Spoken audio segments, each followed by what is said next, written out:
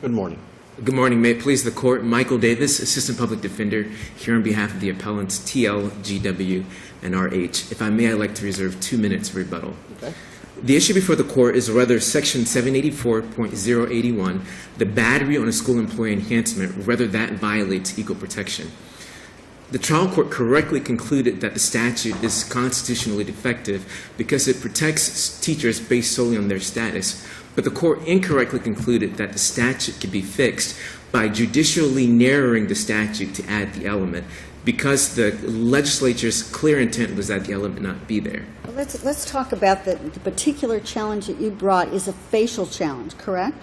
Yes, Your Honor. This is not an as applied, it's a facial challenge. Well, let me clarify.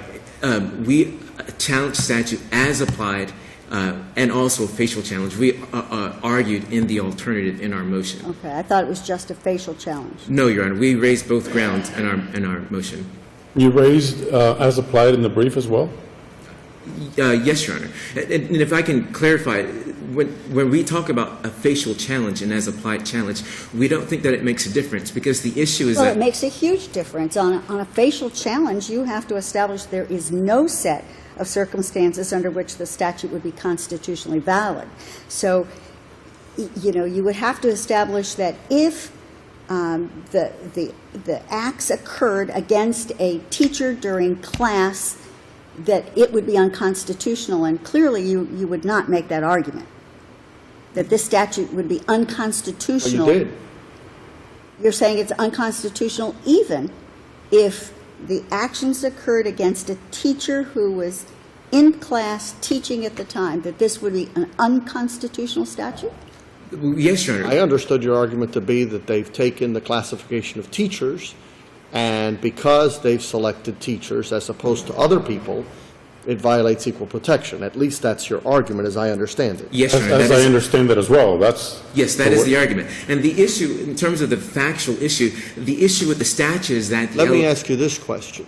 As I recall in federal statutes, there was a statute of battery upon a law enforcement officer or assault upon a law enforcement officer. How's that distinguishable from this case?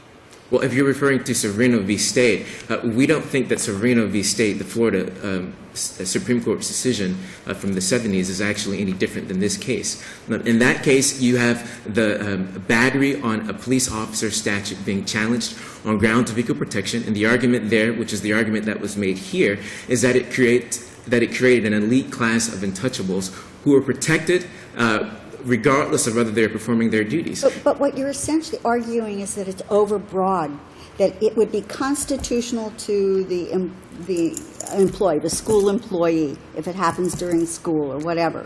But that it would not be, that it's overbroad or unconstitutional if you applied it to a school employee who was not in the course of their duties at the time that the battery occurs. If I can just clarify, because the as applied in terms of the factual aspect of this, that has nothing to do with this equal protection analysis. Here we're dealing with the absence of an element. The harm in this case is that lawful performance of a duty, or whatever term you'd like to use, is not an element of the offense. But if it occurred during the lawful performance of these defendants, in these defendants' cases, then it, as applied, would not be unconstitutional. Assuming you pass the facial constitutional. Well, let me take it from this perspective. First of all, we cited in the appendix the 28 other states that have these sorts of statutes, and every statute uses a different element. So, for example, in Pennsylvania, Ohio. Who cares about other states? Let's talk about this state in this case, well, and whether it's unconstitutional. Yes, Your Honor. And if the court would allow me to give the complete answer, I think I can address the court's concerns in terms of the element. Because what's really is going on here is that the court is defining what that element should be, and then it is applying it here. But if you were to, for example, pick another state's element, for example, in Pennsylvania, the element that they use is that the employee must be acting in the scope of their employment. And in this case, for example, in TL, there is evidence that the teacher actually was not acting within the scope of his employment. In TL, the case there involved the school bus driver. Is the Pennsylvania statute unconstitutional when it says that it aggravates an employee acting in the course of their employment? No, because every other state that has this type of statute... It's constitutional if it says that. Well, it's constitutional if it ties the protection to the teacher's performance of their duties or makes an effort to do so. The problem in Florida is that that element is not there. Teachers are... But in each of these cases, the court made that finding, even though the statute didn't require it to make any finding other than the respondent knew that the victim was an educator or was classified as an educator. I'm sorry, if Your Honor could repeat the In each of the three cases here, the court made the finding that all three of the victims, the educators, were acting within the course and scope of their duties as teachers or educators. Respectfully, no, Your Honor. And I can give you the cites for this. It's 69 in RH and 39 in TL. And then the court just merely made a factual finding that they're acting as a teacher at the time. Well, they don't have to act as a teacher because that's not what the statute says. Right. The statute says that it has to be a School school district district employee. employee. In TL, it was the bus attendant who was, this occurred on the bus. There was a shove, battery was against a school bus attendant by shoving her to get off the bus. So it was during the scope of the duties of that bus attendant. Respectfully, no, Your Honor. If you look at the record, actually, on page 15 and 18, the issue that's going on in this case is that the substitute bus driver has created a new rule. There's a new bus rule that the students have to get off ladies first and the gentlemen first, and the battery occurs in the context of the student rebelling against that rule. And defense counsel especially... There was a shoving. I mean, exactly. It's not whether he got off first or second. It's that he shoved the attendant, allegedly. Exactly. And the reason why the shove occurred is because the child was rebelling against this new rule. And we established So on the they're allowed record... to- And somehow that's justification? Well, if I can just clarify. For example, if the element of the offense were that the teacher were within the scope of their duties, then the question would be whether the new rule that the students basically be, that the students get off in a certain way, whether the bus driver was acting within the scope of their duties. And if that had been an element of the offense, what we would have argued at the adjudicatory hearing is that the school board sets the rules, and we established on the record that there are rules that are already set, that those rules are actually on the bus, and that this rule that this bus driver created was actually not a rule that was approved by the school district. So in that case, we actually would have had the argument that it wasn't there. But we're missing the point, because the issue in this case, just as the legislative staff analyses recognize, is that the issue with this statute and the equal protections issue is that the element does not exist. And as long as, and quite frankly, as long as I'm being asked to sort of... The problem you have with your facial constitutional challenge is that you are saying that it's teachers or school district employees, but you're not really complaining about that category. Respectfully, Your Honor, we are complaining about the No, category. you're not, because what you're saying is it's okay to have, under Equal Protection Clause, to say school district employees acting in the course of their employment. That's what you just finished telling us. So then you're not complaining about the category.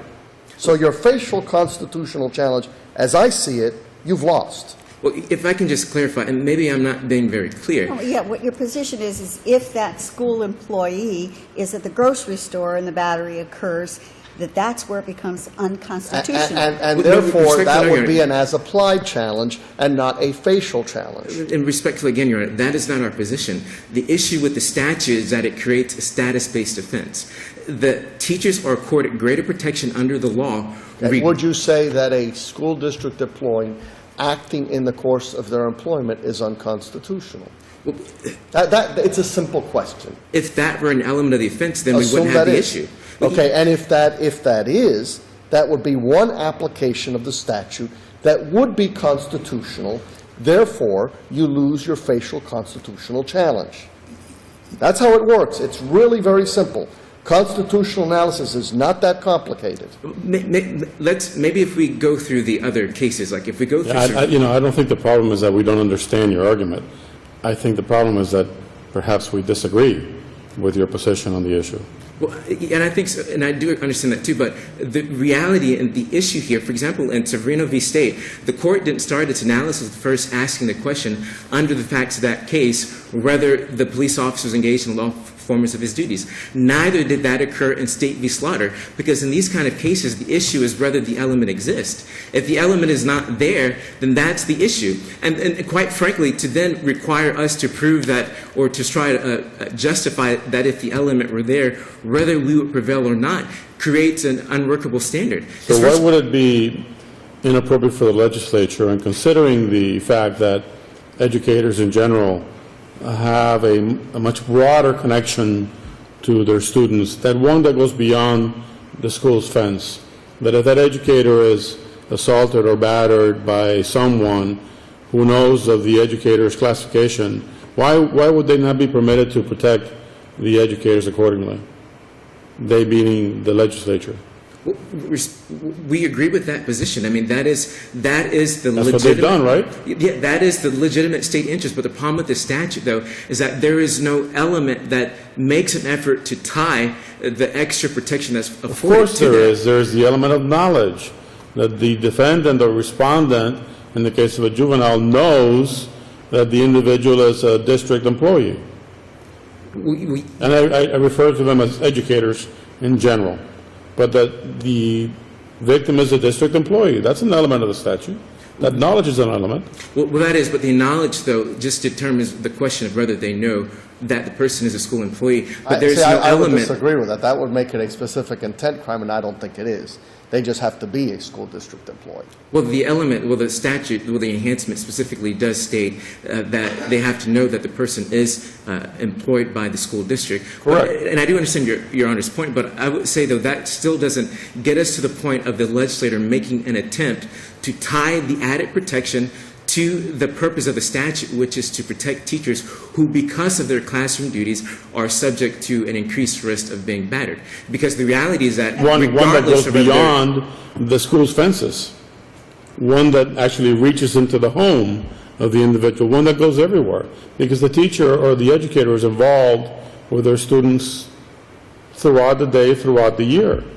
Not just while they're in the classroom, correct? Well, yes, Your Honor. And I think if I understand the court's question, what the court is really saying is that there's no other way to sort of do this. But the problem, though, with that argument is that, there are 28 other states that have all considered all of that and have all at least made some effort to draw That's the line. right, and what you would have is an as-applied challenge in every single circumstance that they can't prove that the person was acting in the course of their employment. Well, maybe if I can also try it from this angle as well. Assuming this were an as-applied challenge, I mean, how would defendants that are charged under this enhancement go about doing it? I mean, is the suggestion that we But found... you would obviously not have an applied challenge as to these defendants, maybe is to the one, but See, in well- RH, the battery was committed against his homeroom teacher during class. You certainly could not have had an as-applied challenge as to RH, and the same thing with GW. Perhaps with TL you might, but the other And I two- don't necessarily agree that with TL you have an as-applied challenge either. TL was certainly in the course of scope, and that educator, that school district employee, was acting in the course and scope of their employment. Well, respectfully, no, Your Honor, because the scope of their employment is not to create rules. The county Are creates you the rules. suggesting that the driver has no responsibility for maintaining order? Well, the driver does have the responsibility for maintaining order, but if the school district has already set rules of how that order is to occur, the bus driver can't then come in and change the rules. And if I can address Well, RH, you can address that on RH rebuttal because we have let you gone way past your time, okay? So you still have your 2 minutes for rebuttal. Good morning, Your Honors. May it please the Court. My name is Nicholas Merlin, and I'm here on behalf of the Attorney General's Office. I think this Court understands the state's... Discuss the equal protection portion of it. Sure. Which aspect would you like me to discuss? Well, the allegation that there's an elite class being created by this statute. Just briefly discuss it. There was no elite class of untouchables in this case. We have a circumstance where first of all, if I can just go back, we But have three... Would you agree that if you have a teacher who is simply at the grocery store and is not readily identifiable as a teacher, and a battery occurs against that teacher, that if the statute was applied in that circumstance, that an as-applied challenge would be a reasonable challenge? I would. Otherwise, it would be an elite And it may class. depend on the circumstance. If he knew it was the teacher and the teacher had given him a bad grade and he beat up the teacher at the Publix, it might apply. Right, but if there was no tie, it just was, just happened to have been a teacher, then if it was applied in that circumstance, then they might have a legitimate as applied. I would have to agree with Judge Cortinez. I think it would depend on the circumstances of the particular case. And also, as Judge Fernandez pointed out earlier, there is a knowledge element to this statute. So there would necessarily have to be some sort of, let's say the student knew that he got a bad grade and there was some sort of retaliation, and he knew that this teacher was going to Publix, and he knew it would really depend on the facts and The circumstances. state would have to prove beyond a reasonable doubt that the student or the person charged knew that the individual being battered was a school district employee. Well, according to the statute says, just skipping down to the bottom portion of it, this is under B, when the person committing the offense knows or has reason to know the identity or position or employment of the victim. So That's an element of the There would have to be, of the yes. enhancement. Yes, Your Honor. But to go back to what you had asked earlier about equal protection, first of all, to establish what he's trying to establish under a facial challenge, he would have to show that it's unconstitutional in all of its applications, and the defendant, even as he admits, that cannot be, because there will be at least some circumstances, if not all circumstances, where it could be constitutional. There was no elite class of untouchables in this case. And just to point out something that the defense had pointed out earlier with TL. Is it a legitimate purpose of the legislature to protect its public servants? Do they have that right? Absolutely, Your Honor. Absolutely. And one other thing, in just contrast to what the defense has said, this was a school bus driver in TL who arrived at school during school hours. The student pushed the victim to get off of the bus. Certainly that was something that the bus driver was doing in the course and scope of the bus driver's duties. Unless this panel has any additional questions, the State will rest. Thank you. And if I could just make two brief points. First, I'd like to answer Judge Rothenberg's question about RH. In RH, there's a little bit more than that. If the element were that the person had to be engaged in the scope of their duties, in RH what happens is that it's homeroom period, they're reading their books. At some point, another student tries to take RH's book. At that point, the teacher then asks for the book. Another student takes the book, takes it to the teacher, and then RH goes to the teacher and asks 3 times for the book to be returned. The teacher does not return the book. So if this were an element of the offense, we would have had the argument that actually the teacher had no right to actually possess his book because it belonged to him. He wasn't doing anything wrong. It was the other students that were doing something wrong. You would legitimately argue to the trial court in that scenario that the teacher, during school hours in homeroom, was not acting in the course of his or her duties as a teacher when the battery occurred. You would argue that at the trial level? Well, actually, honestly, what we would have done is we would have actually subpoenaed the school, code of conduct for teachers, which would have defined how the teacher is to act under that circumstance, and then from there we would have had our argument. And then secondly, I want to address this last point, and I want to make sure that this is clear.